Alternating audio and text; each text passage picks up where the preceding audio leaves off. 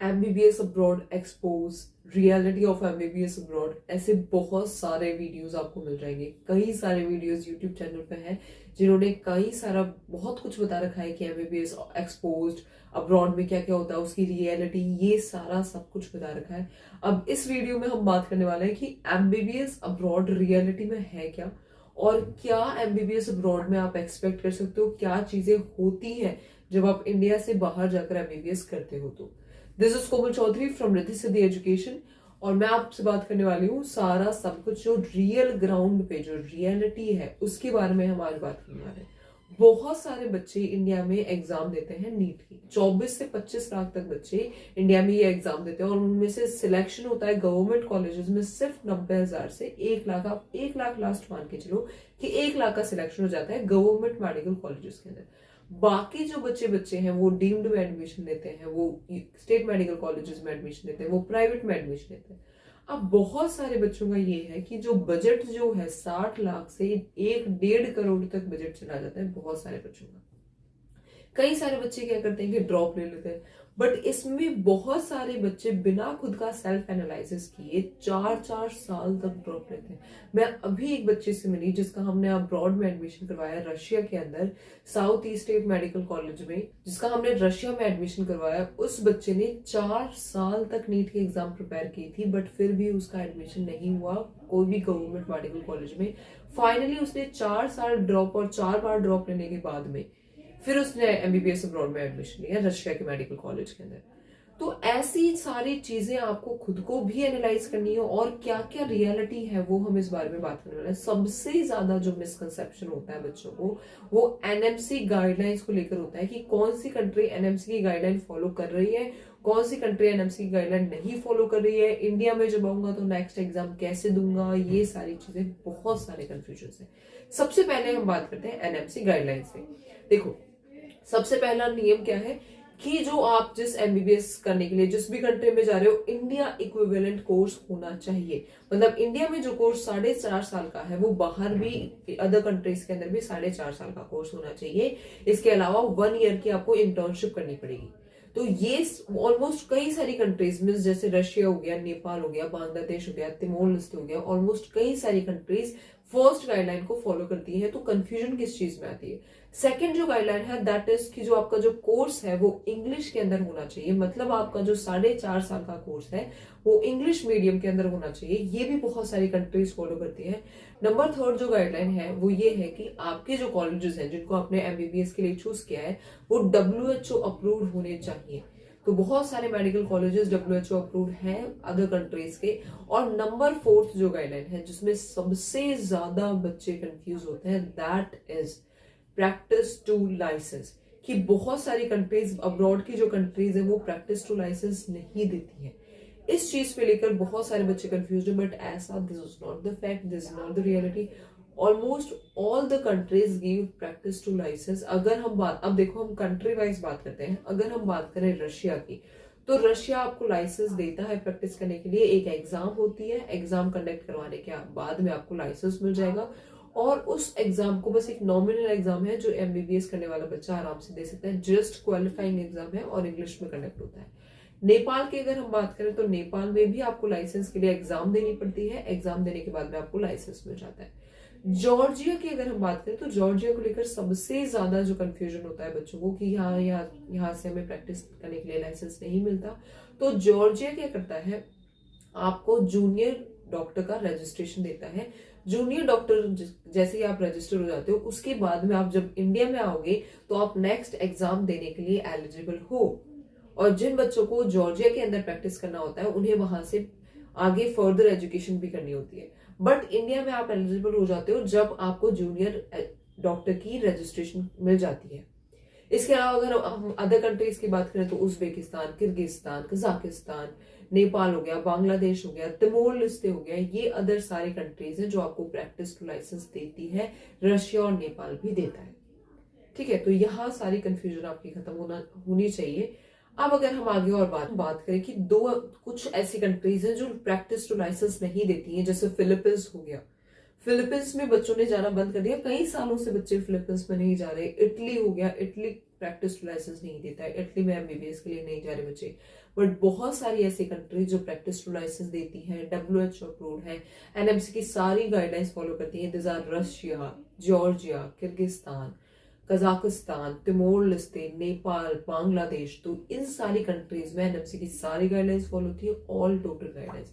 अब इसके अलावा अगर हम नेक्स्ट बात करें तो सबसे बड़ा कंफ्यूजन और क्वेश्चन आता है स्टूडेंट्स का कि इंडिया में आने के बाद में हम नेक्स्ट एग्जाम देंगे तो वो कैसे देंगे। देखो, जो आपका नेक्स्ट एग्जाम है वो क्या है कि आपका 90 सब्जेक्ट्स होते हैं, 90 सब्जेक्ट्स के पेपर होते हैं 3 दिन तक लगातार, और इन 3 दिन में आपका एमसीक्यूज का टेस्ट होता है। इन 3 दिन के पेपर में पर डे आपके 2 पेपर्स होंगे, 2 एग्जाम्स होंगे।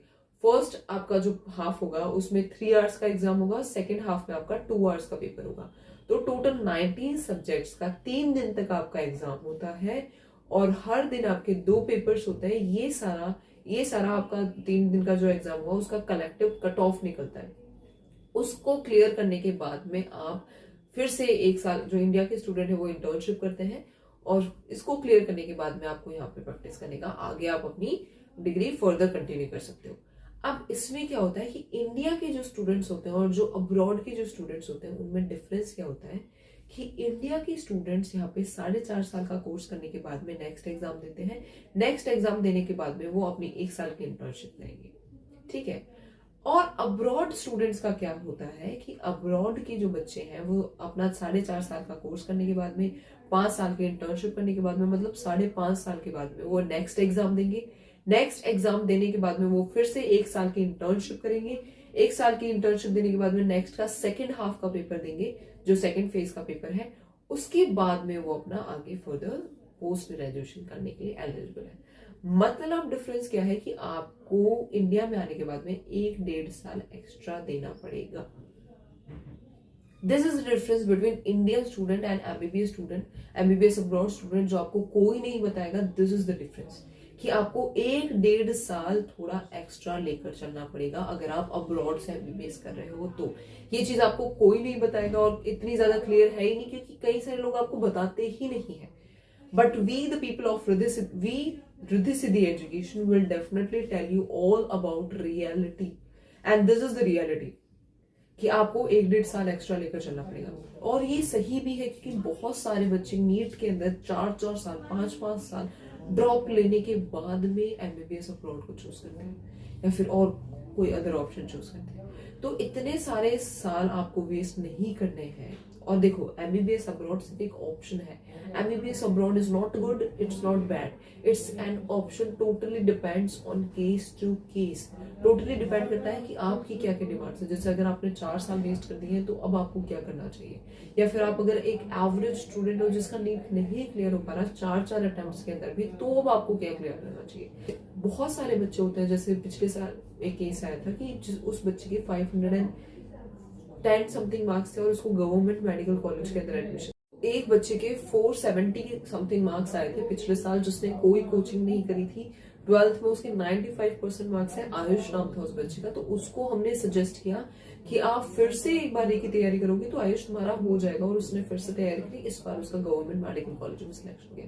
तो वी डोंट से कि आपको हमेशा एमबीबीएस अब्रॉड ही चूज करना है। डिपेंड करता है कि केस कैसा है, डिपेंड करता है क्या सिचुएशन है, डिपेंड करता है आपके कितने मार्क्स आए हैं, आईक्यू क्या है, कितने साल आपको तैयारी करते हुए हो गए, अब आपकी क्या डिमांड है, क्या सिचुएशन है, सर्कमस्टांसेस क्या है।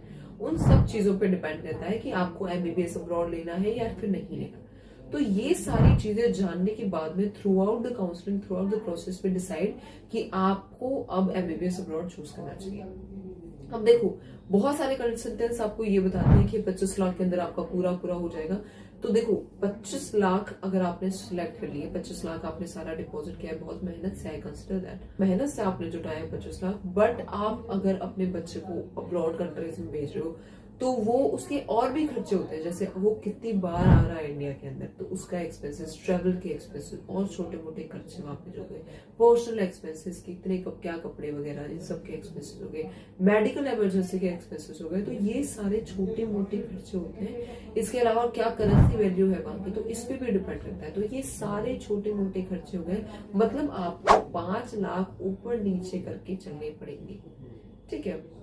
तो ये सारी चीजें आपको पहले ही बता दी जाती हैं। जिस बच्चे को एमबीबीएस अब्रॉड के लिए देखना था, सारी चीजें प्रॉपरली ट्रांसपेरेंसी के साथ हम बताते हैं। That's our job to do that and we do it very fairly, very wisely, क्योंकि आप भी एक डिसीजन ले रहे हो। और एमबीबीएस अब्रॉड अच्छा है या एमबीबीएस अब्रॉड बुरा है, ऐसा कुछ नहीं है। एमबीबीएस अब्रॉड एक ऑप्शन है। जैसे इंडिया के अंदर आप नहीं कर पा रहे क्योंकि इंडिया का बजट बहुत ज्यादा है, या फिर आपको मान लो 4-5 साल हो गए, अब आपका बजट टू बजट भी डिपेंड करता है, तो आप एमबीबीएस अब्रॉड सिलेक्ट कर सकते हो। ये सारी प्रोसेस है and we people help you in throughout the process. बहुत सारी चीजें होती हैं जब एक बच्चा यहाँ से विदेश जाता है पढ़ने के लिए, थ्रू आउट द प्रोसेस बहुत सारी चीजें होती हैं। सो अगर आपको कोई भी कंफ्यूजन हो और ऐसे ही फेक वीडियोस पे या फिर हर किसी वीडियो पे प्रॉपर एक रिसर्च की है मैंने, आपको प्रॉपर डिलीवर किया है, तो इन सारी चीजों को आप देखो, खुद भी एनालाइज करो कि कौन आपको क्या क्या बताना चाह रहा है, and then we will discuss about it. कोई भी कंफ्यूजन हो आप हमें कॉल कर सकते हैं। Our team is here to help you out throughout the process and this is Komal Chaudhary from Riddhi Siddhi education. You can contact us and all the best to all the students. ठीक है।